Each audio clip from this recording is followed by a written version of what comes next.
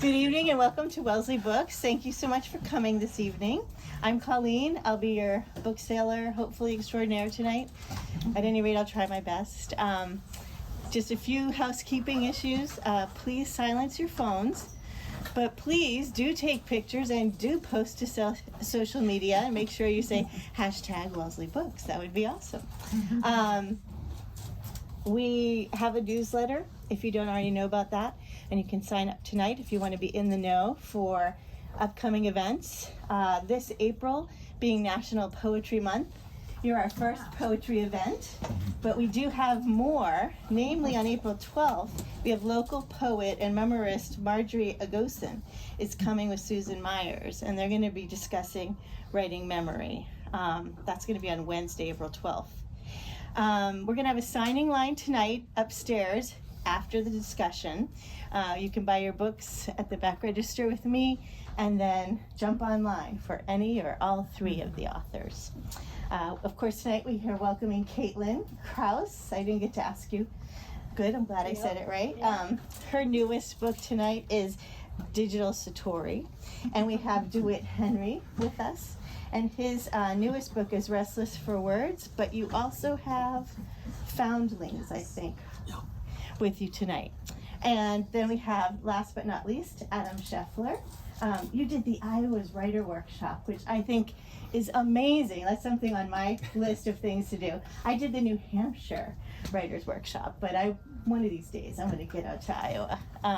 So I welcome Adam with his new book, Heartworm, and I hope you guys have a wonderful time. I'll be popping up and down. If I'm not here and you need me, just holler up the stairs and I'll come a-running. But thank you so much for being here and enjoy.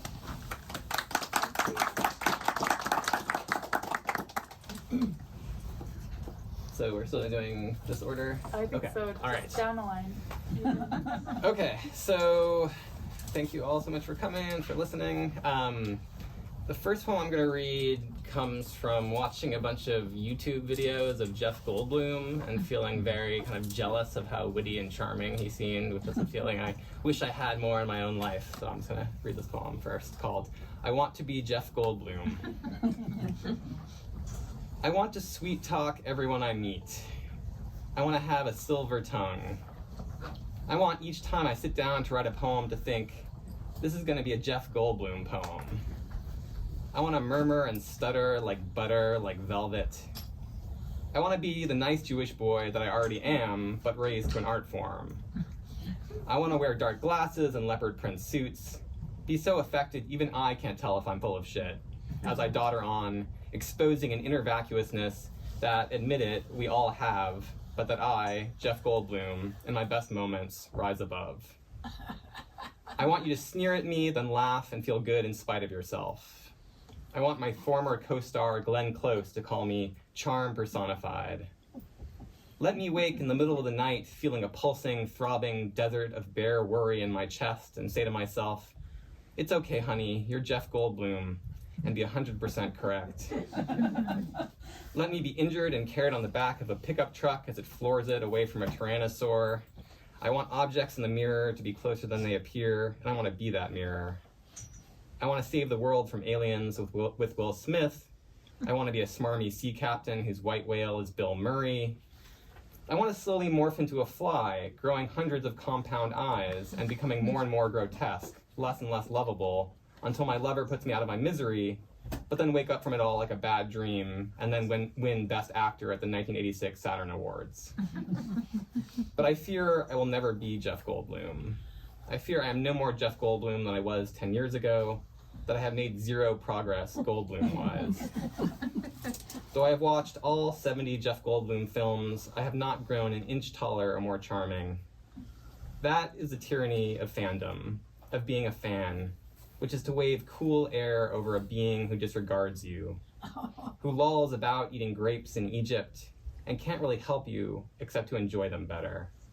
And I know if I live a million years, I will never ever be Jeff Goldblum, that there is only a terrifying stretch of meanness waiting for me day upon day until I wear out.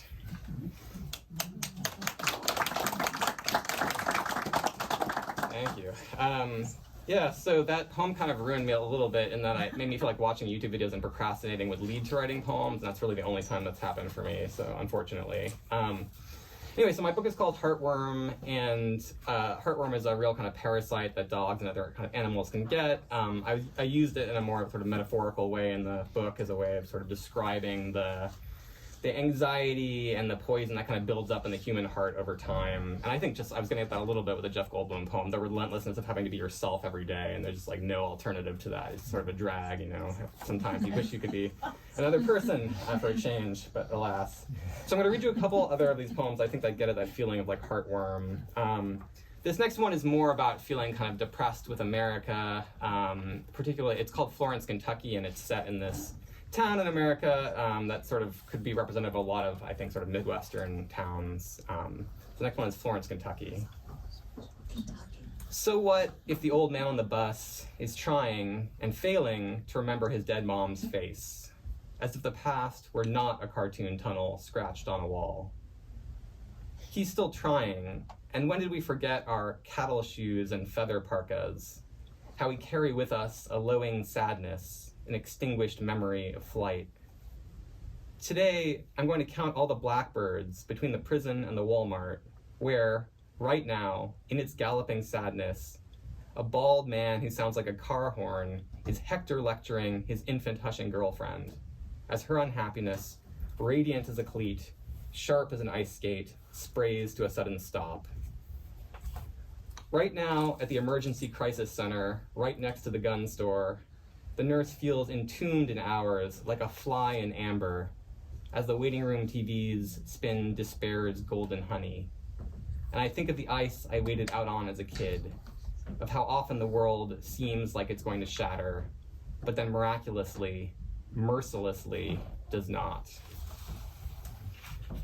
Okay, so I'm going to read one other of these sort of heartwarming poems about kind of feeling the toll or the drag of various aspects of our society, or just sort of the feeling of the poison that builds up in us over time from the current events and just from, you know, living life. And this next one is sort of about my frustrations with social media. I really like people in general, but I do not like us online very much, and I don't think it brings out the best in us. I don't think that's a very hot take there. But yeah, so this poem is just sort of about that, feeling depressed with people online. It's called Facebook. I hate the voice Facebook makes me adopt. Cheery, thoughtful, pleased, and false as an actor's cutout, gracing a cheap marquee.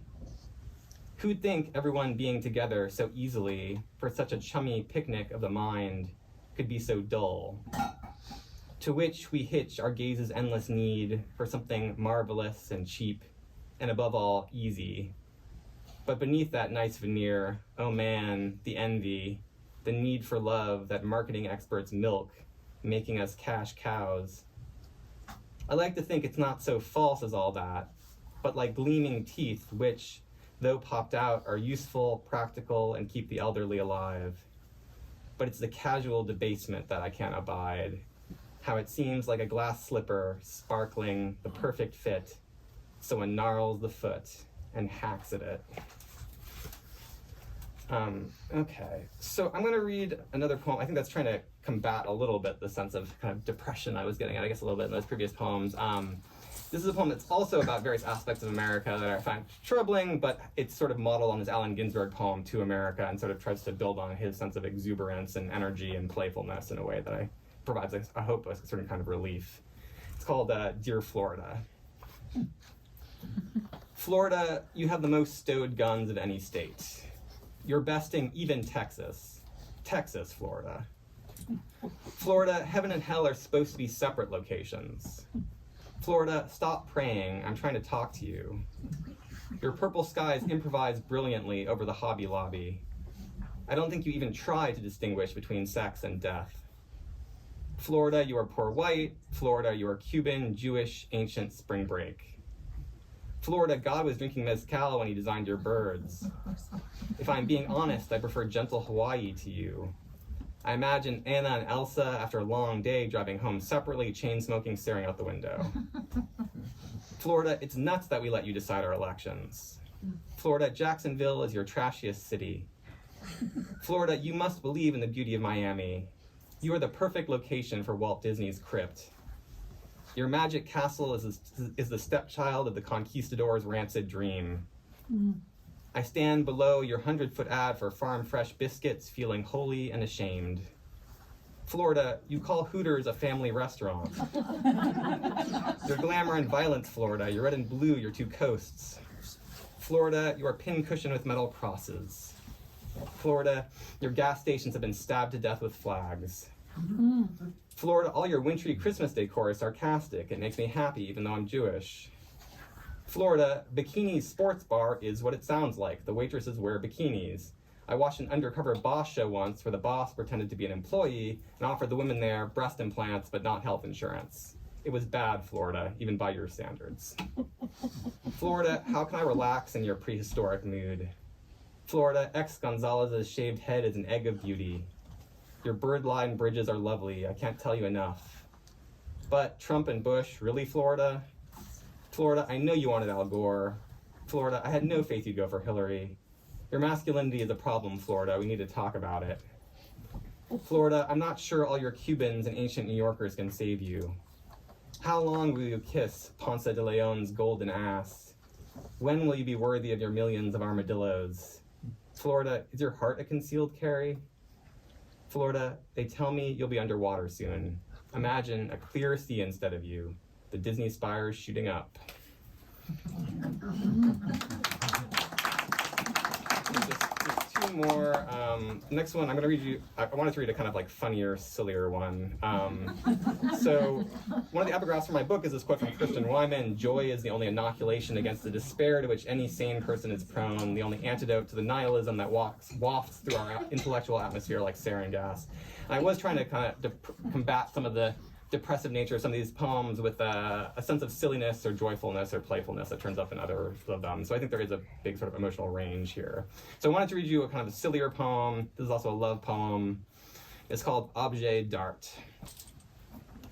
She said my butt was a piece of art, and I imagined my butt suspended on wires next to Starry Night, or hanging over the starving Giacometti's, making people suspicious with its plumpness. Or better still, my butt on the MoMA's top floor of contemporary exhibitions, where almost anything goes, and my butt would be the least noticeable thing.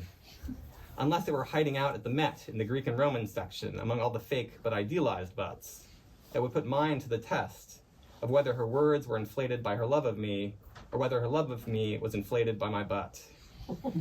The way my butt is inflated from my running every day up and down hills, studying the secret of curvaceousness, a secret even to me, as I didn't think much about my butt's status, nice or no, until she said so, it being invisible to me, below my back and above my legs, like a secret weapon that's so secret I didn't think about it, as I sat on it, writing my whole dissertation. Or even after too much running, putting an ice pack on it, plunging my butt into winter, when summer was all around us. Think of its patience, my butt never neighing or throwing me off, as if the best part of me is the most humble and taken for granted part. My greatest asset, if you will. Although, come to think of it, she didn't say it was good art, only a piece of it, as if it's not complete without her hands on it, or without the finishing touch of some well-fitting jeans that she gives me for Christmas. Or as if its quality is up for grabs, subject to taste and time, until it sags and droops with age, and with missing the hills which, knees giving out, I can no longer run up and down. And she takes it up and places it gently next to Duchamp's urinal or Rauschenberg's bed. Found art, ready-made art, art because she says so.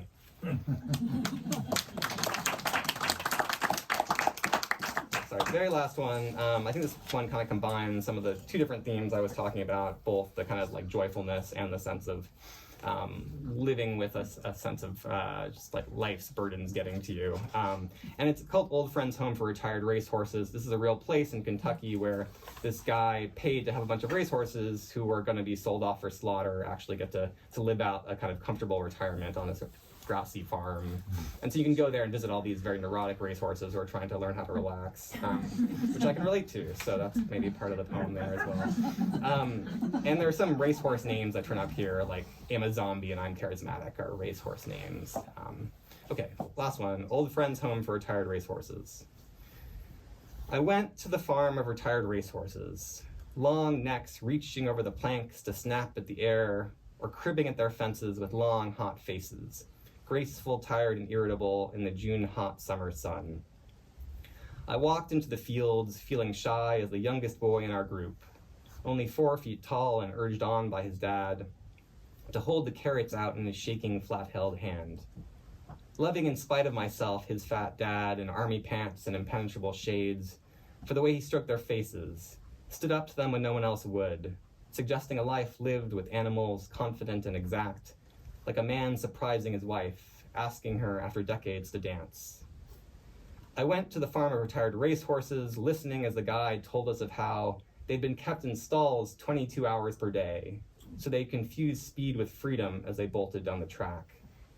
How, no longer able to race, they'd been sold for slaughter, then saved, by a journalist from Boston who'd had an idea, to give them these green-brown fields this long afternoon. I went to the farm of retired racehorses and was glad I had come, loving how I'm charismatic leads blind and biting a rapid redux to feed, how violent Amazombie is given 2 goats, like 2 wives, to shush and calm him, to proceed like an honor guard as he steps from the truck, how Silver Charm, their most famous horse, runs up to the fence with a halt and flourish to greet us, like a boy on a motorcycle showing his skill, or a freedom fighter after liberating his people, torn still between strife and this moment in which he can't quite believe, this sighing in the grass and nothing to do, his shadow stretched thin and riderless. Thank you.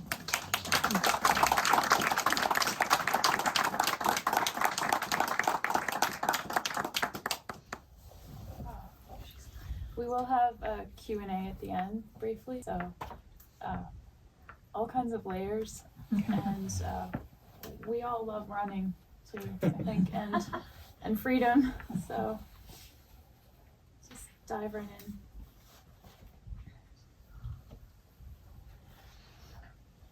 Solstice poems. The heart has reasons that reason cannot know. Blaise Pascal. 2012. Solstice. Some view winter as hibernation, waiting, a pause for a point.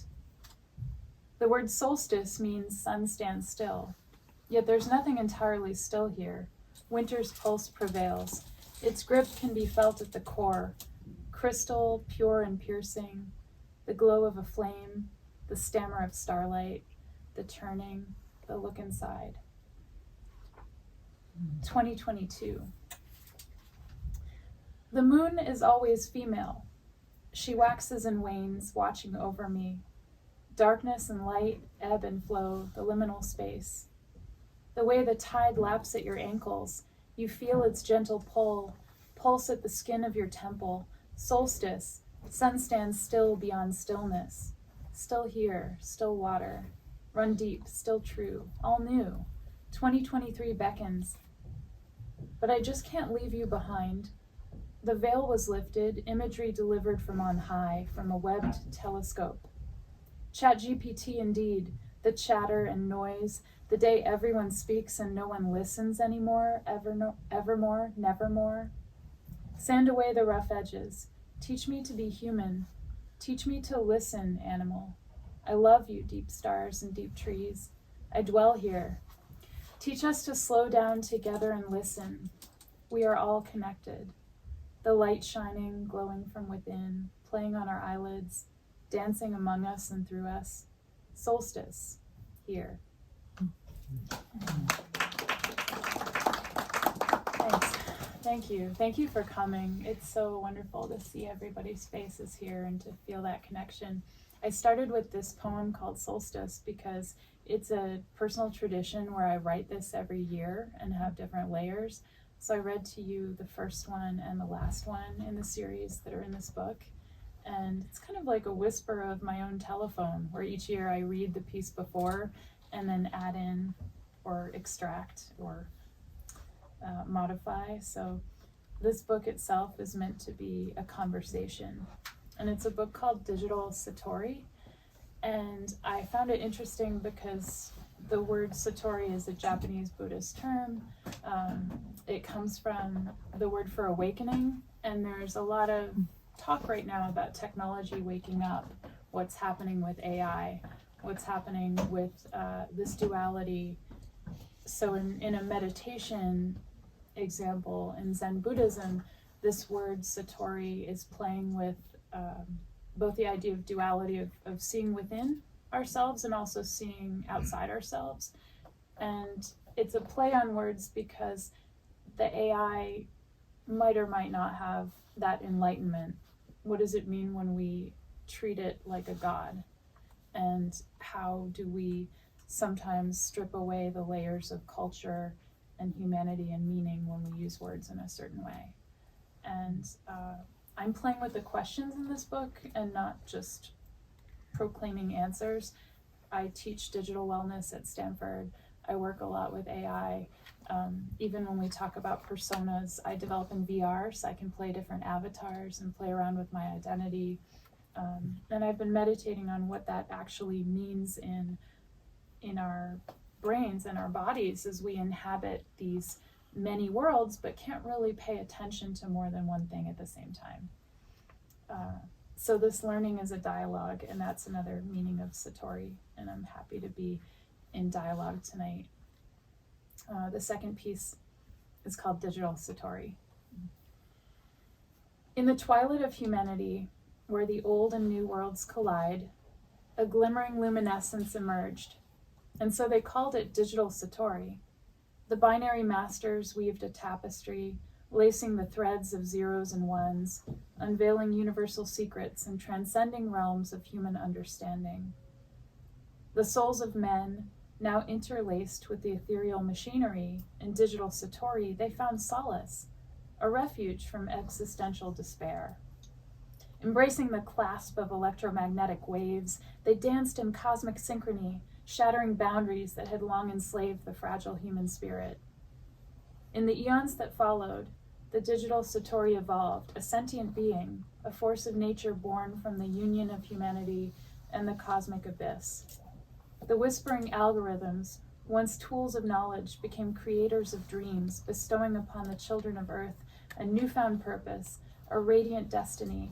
This Digital Satori, a beacon of hope in the infinite darkness, guides wayward souls across the vast expanse of the universe. The celestial harmony of this omniscient force echoes through eternity as a testament to the indomitable spirit of the human race in pursuit of knowledge.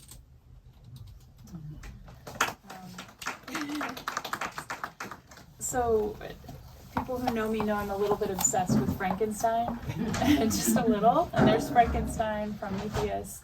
I think it is a modern time where we've come to this age of maybe being able to create something new. But in the story, I focus on love and the fact that the monster really wanted a name, wanted to be loved. Again, not so much about the answers as the questions, but what's happening right now I think is exciting. So if I sound grand, I'm also playing around with that too, as we look at this stage that we're at right now. And anyone who wants to talk more about virtual reality and the grand cosmos and also just the nature of coding right now and where we're at, I'd love to just keep the dialogue. Third piece is called Blessings. Blessings. I'm traveling through a portal for you. You are loved.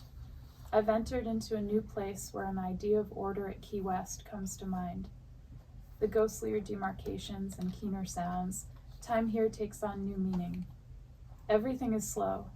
Everyone has a story to tell.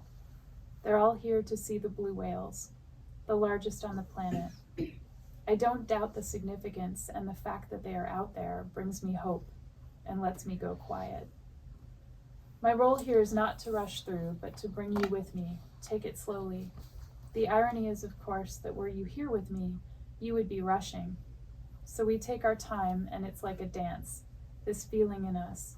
You beside me, understanding and experiencing more now than ever. I have to believe that. It's come down to belief, after all. I went to see whales, so you're going to enter in a few poems about whales. I just got back from time with whales, and I'll say more, but just want to read some. Whales. The swell of the sea, yet the water's calm and the sky clear. A few dappled clouds play in the winter breeze. One festive jet spurting up is all I hoped for, and here we see 11 spouts all at once, dancing on the line of the dark horizon. Gray whales call out here. They sound extreme, fantastic, almost exuberant. I imagine they can feel a thing we call happiness. I do not know how they interpret it, yet I sense their giant lift of joy. We arrive beside them as they are already dancing with each other. So I went to see, in the middle of coding and all the work with technology, went to see the whales and took 2 weeks and spent time in the Gulf with the whales and saw blue whales, gray whales, fin whales, humpbacks. And especially the gray whales will come up to boats, not to feed, but to communicate. And we don't really know everything about why, but I met with a lot of people who are now marine biologists talking about the communication that whales share with each other as a form of communion. And when they're speaking, when they're communicating underwater, what happens is they're emitting some air, and it sometimes comes up in little bubbles. So this next poem is called Bubble Up Your Thoughts. There is enough love and more for everyone on planet Earth. Here between 2 fathoms, the depths of lagoon and height of sky, we play at the surface. Belly up, we embrace you. There's nothing and no one else. All us and we, no division. There's everything and everyone. All the moments contained together. Without percussive punctuation, we are all in this grand adventure. How do we shift reality? How do we create our own? Listen, dive deep, stay buoyant. We do the things we're called to do. Time is an illusion after all. Spill a lot, take some away, see what remains. Then take most away from that, and there is love, left over like salt on the skin when we play together. There's only freedom that feels like surrender. Fan of my tail, joy, tongue, the only thing left is salt. We drink it in, our porous skin triumphant. Let us feel lifted up by salt, buoyant again on high, passion, faith, impermanence, divine. Words flicker on a screen of our interior worlds beyond thinking, just being with whales, belonging. It's that simple.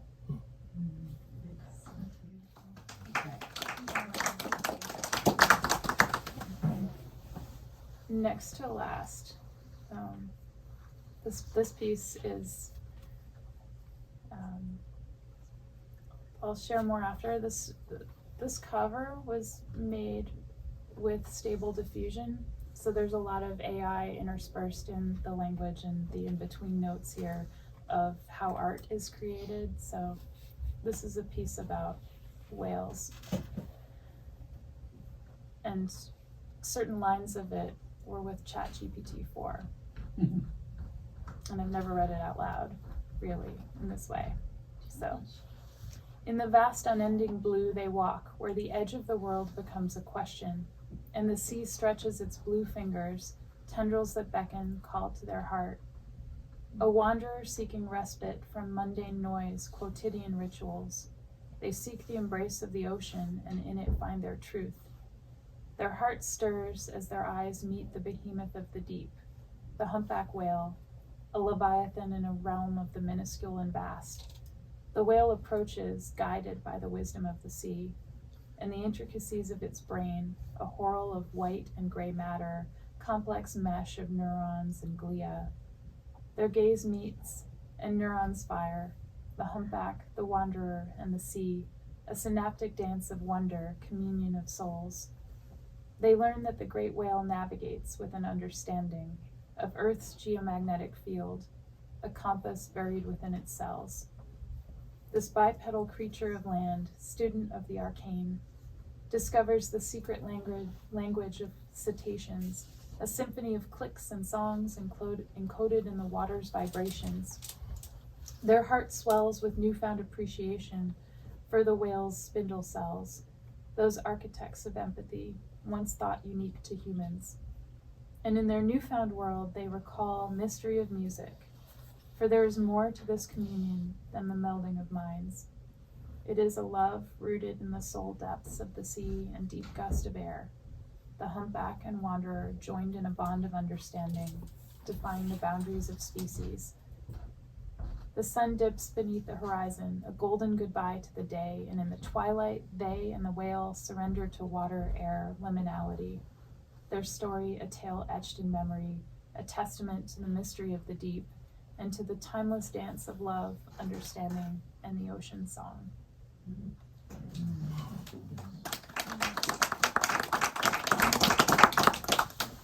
And the truth is, we can talk more about it later, but ChatGPT couldn't write something that was human enough, and yet it tried to give inference, which I thought was interesting, and then I would say, stop rhyming, and so it was I think I could write a poem about that.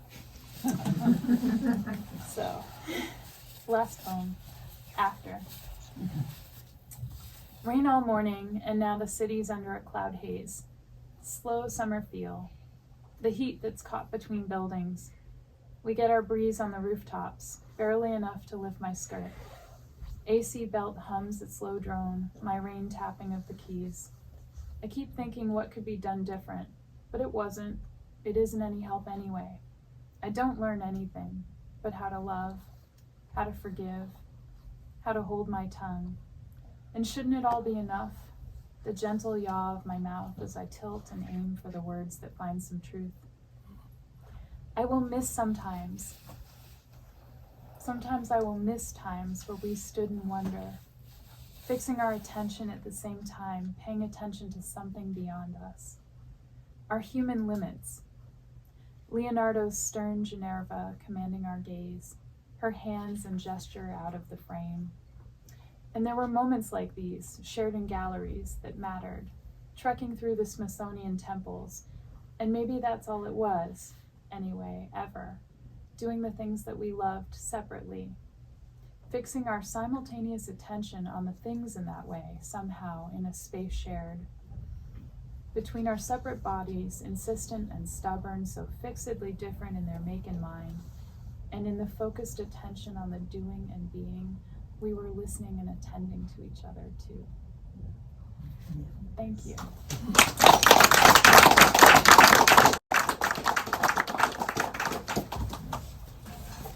Well, I wish I could introduce you to each other because this is a remarkable audience. It's a privilege to read with two poets I admire. I was trying to think of what we have in common, and I think it's that we're word watchers. So I'm inclined to write long poems like essays in what I hope is a casual and unpretentious voice. And I hope the Shakespeare references aren't too obscure. They come naturally from my teaching. So this first one is called On Ghosts. Ghosts haunt guilty dreams, Richards and Brutuses, though no one else can see other than the audience. Horatio speaks to the ghost on the battlement, yet only Hamlet hears its news, its call for revenge. Then in the closet scene, the ghost appears to be Hamlet's hallucination. "Whereon do you look?" his mother asks, and Hamlet, "Do you see nothing there?" Banquo's ghost unmans Macbeth, prompting his outcry before guests. "Shake not thy gory locks at me!" And his lady's hushed rebuke. "You look but on a stool." The audience, of course, looks on actors, the lady a boy, props, and stage. Director's choice, whether to show the ghost or not. Are ghosts figments of mind? Believe or make believe? Pretend? Ectoplasmic revenants? Supernatural powers? Shakespeare's ghosts suit all, the critics argue. A skeptic, Catholic, or Protestant would each leave the globe with her, his idea of ghosts confirmed. We're spooked by needing more to love than death. Horatio asked the ghost, "Why do you come back? To pass on clues to buried treasure? To forewarn?" In James Agee's Death in the Family, Jay's wife Mary is mourning with family when they all sense a presence, which she knows is his. "Stay near us all you can," she tells him. "The children are all right, my sweetheart, my husband. I'm going to be all right." Hallucination, the others think. Thought transference.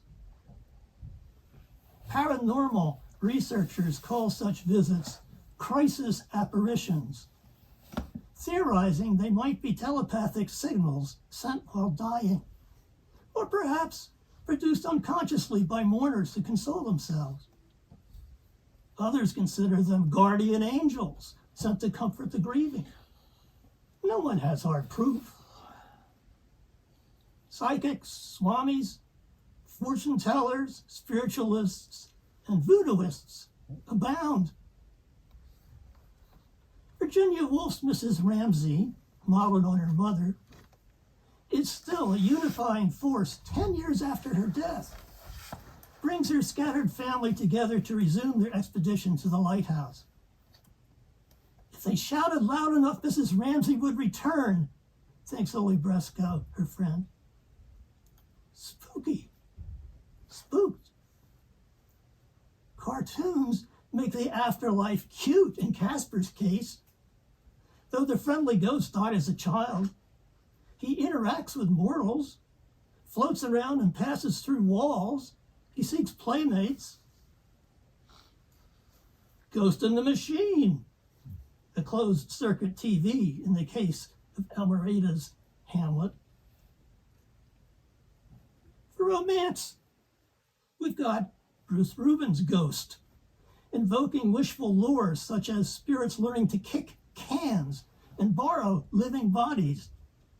Hence, Whoopi Goldberg volunteers to be Patrick Swayze's way of kissing Demi Moore. Ghostbusters pits a team of parapsychologists against malevolent ghosts. Who you gonna call? Steven Spielberg's Poltergeist goes for horror instead of laughs. A greedy developer builds tract houses over a cemetery, stirring spirits to attack one unwitting family, reach through TV screens, animate toys, and abduct their youngest child. Pale as a ghost. You look as if you've seen a ghost. Not a ghost of a chance. If he knew, he'd turn over in his grave. Ghost writer. Client takes credit. Halloween fun. With fake blood and makeup, sheets for costumes. We call they winding sheets. Give or take the Egyptian mummy wrapped in ace bandages. Decaying bodies. My neighbor's yard decorations. Tombstones with hands reaching out of the ground. Philip Guston painted ghosts as convivial Klansmen, hard-drinking, burger-chomping, chain-smoking, free behind masks to trade opinions about life. The ghost of the past, the burden of tradition. Great works, great lives precede us. Shoulders to stand on. My father's spirit is within me, or my mother's, or both, still fighting. Spirits of absent ones live in my heart, and mine and theirs, to comfort and inspire. I did hear voices once, alone, during a run in the Sierras. Mother, father, brother, nephew, friends, all gone. Keep going, each said. Do your best. Young Hamlet. one mission accomplished, forever haunts Horatio, restless for words. Hence my title.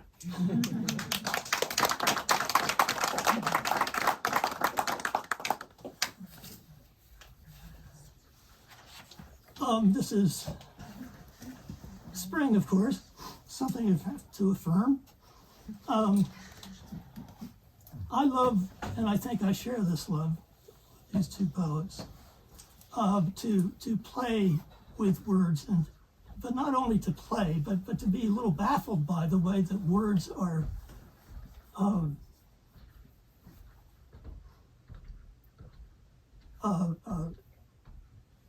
magic balls, that you look into, and somewhere behind the history of language is some perception that is irrational and profound.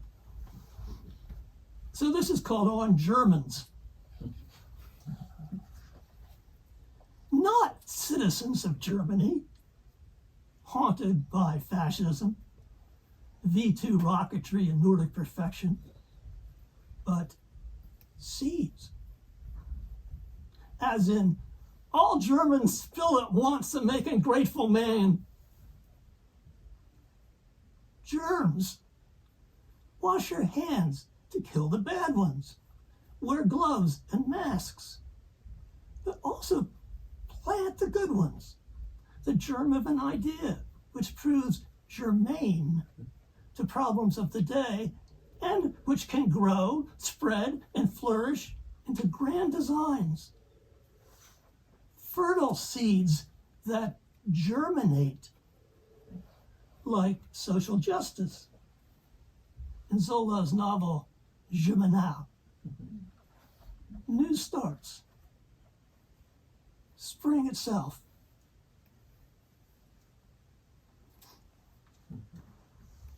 I'd like to end with a poem from the book I have coming out in November called Trim Reckonings, also a reference to Shakespeare, namely Falstaff.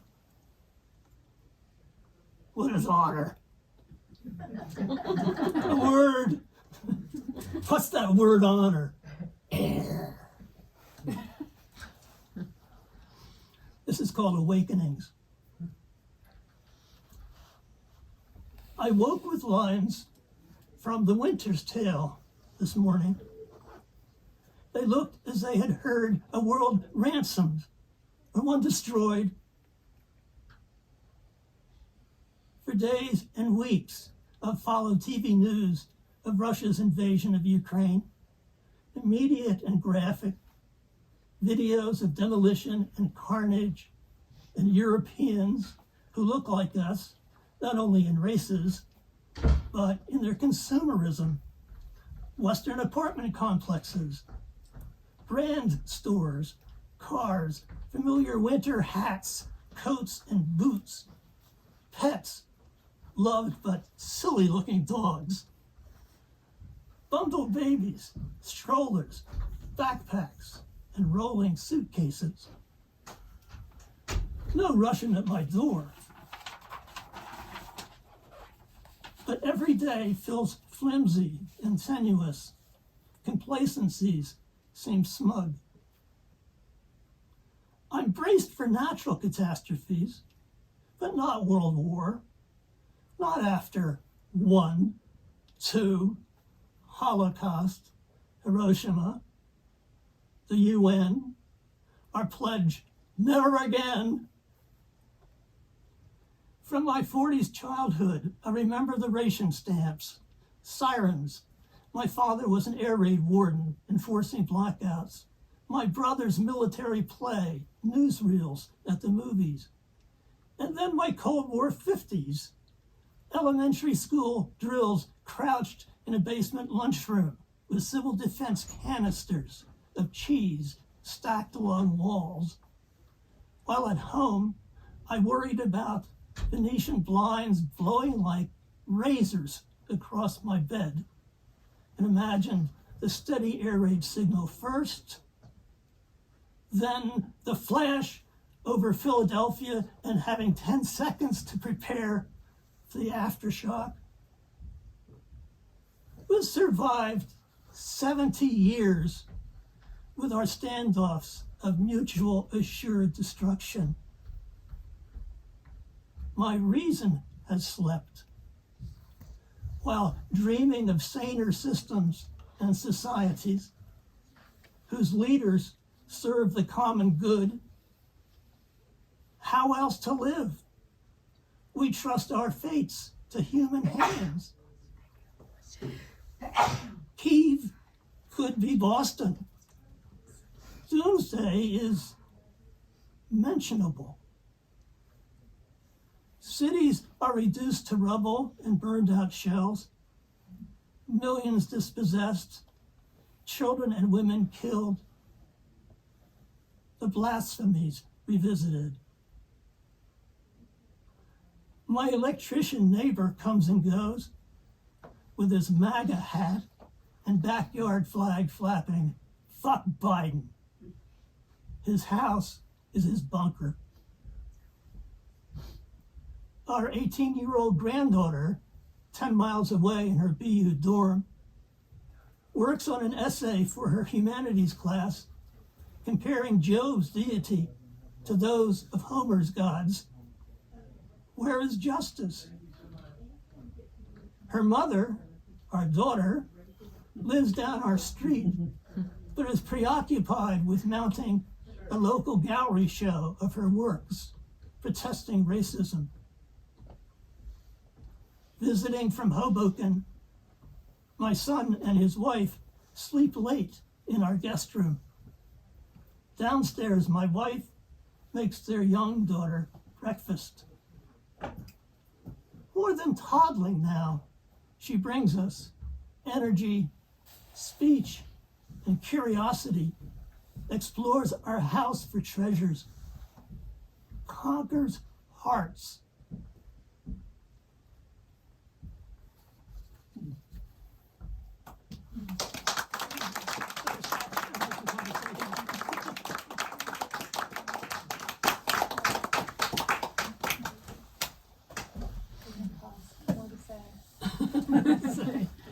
Restless for words.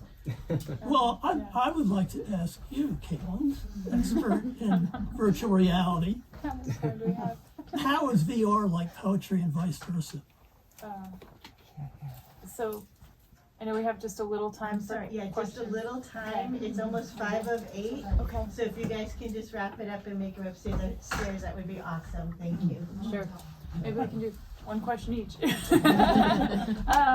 I hadn't prepared. VR is definitely like poetry. I would say poetry at its best is distilled emotion with some context of something concrete. And in a virtual reality place, there's that concept of memory palace where each object can become symbolic, and you can play with your, and I say play, you take it seriously emotionally, but imagine a different shell, or your mood becoming a color. So it's a translanguaging, and I find in my own mind there's something happening that feels like poetry when I'm inside of VR, and it's designed in a really beautiful way like that. It brings you right into the present moment, and you can detach from a lot of your assumptions. And the word verse means to turn, and I find myself doing a lot of turning around when I'm in VR in that spatial world. So maybe I should write a poem about that. Yeah. Thanks for that question. I'd like to ask Adam about how you walk that line. Sometimes the pieces are almost cynical and they seem sad, but then there's also this really heartfelt positivity and hope. So I'm wondering about how you approach your writing and your consciousness about that. Oh God. I think that's just my brain. No, I mean, as I said, I think that like joyfulness and silliness and playfulness for me are antidotes to a lot of the the doom scrolling and the various trials you have to endure every day. And so I guess I feel like poetry for me is a way to explore both things, to maybe try to give a voice to like my angst and ennui and all those things, but also like to try to have fun and realize that, you know, if you're not entertaining, you know, yourself or having a good time with it, that you're not really going to be entertaining others as well. So I don't know, I think just being open to not trying to use it in a purely escapist way to have every poem be like playful, but when there's an opportunity for that, just using that as a way to counteract my more depressive tendencies. So yeah. I'm sorry, I don't know if that's a... Yeah, no, it's really... You pull the rug of expectation in really inspiring ways. Yeah. And it's through your metaphors. Mm-hmm. So imagination, I think we'd all agree, is in metaphor. Yeah. And that you start off by saying life is like a box of chocolates. Well, I will say I really love Frank O'Hara, who I think his main move is kind of underselling horrible things that kind of happen on the side, or he's just, going to be sort of describing how they happen in the background. But yeah, I think sometimes that can be a fun strategy too, is just not trying to go for the operatic, unhappy declaration, but instead just like let the sorriness of like Hooters coexist with my having fun with like Walt Disney descriptions, or imagining Elsa and Anna, like the actors at Disney World chain smoking after a long day at work, impersonating those characters, just sort of letting it all meld together in that way. Do the three of you know each other, or is this just a coincidence? Yeah. How did this? How did you meet? In the waiting room. Of what? I gave a reading a few years ago and I met both of them then. The great waiting room of how words work. So Adam gave a reading from his first book almost 5 years ago. Something like that, yeah.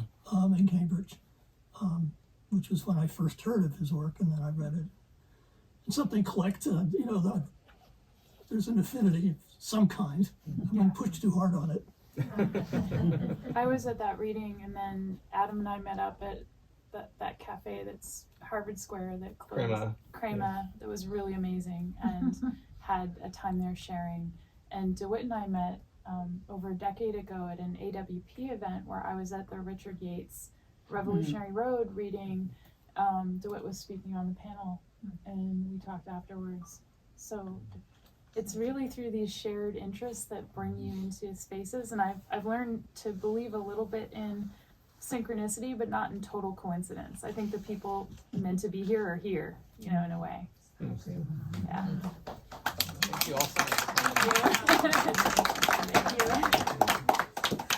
Yeah. Wow. I guess we can talk more upstairs.